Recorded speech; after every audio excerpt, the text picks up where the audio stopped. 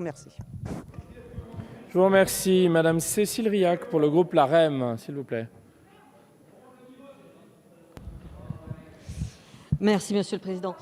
S'il vous plaît. Comme s'il vous vous, plaît. mes chers collègues, je suis à chaque fois meurtrie d'entendre la souffrance d'enfants en raison d'harcèlements incessants qui leur font vivre un calvaire à l'école, mais aussi à la maison.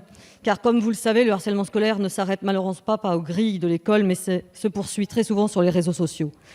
Outre cette terrible histoire, le harcèlement scolaire touche aujourd'hui près d'un enfant sur 10 et c'est beaucoup trop.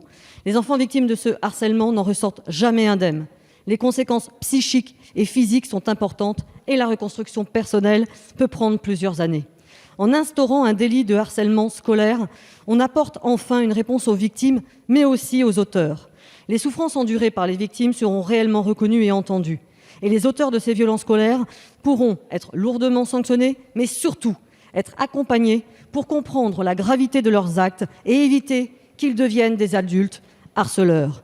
Nous ne voulons pas aller vers le tout répressif, nous voulons poser un cadre juridique clair pour que nous puissions toutes et tous inculquer à nos enfants ce qui relève de l'interdit, mais aussi faire preuve d'éducation et de pédagogie. C'est tout le sens de cette proposition de loi.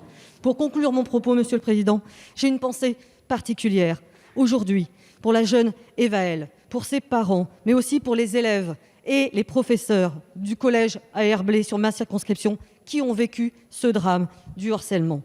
Et c'est pour cela que le groupe La République En Marche est vraiment très heureux de rapporter aujourd'hui une réponse juridique satisfaisante aux enfants victimes de harcèlement scolaire. Nous sommes donc en faveur de cette proposition de loi.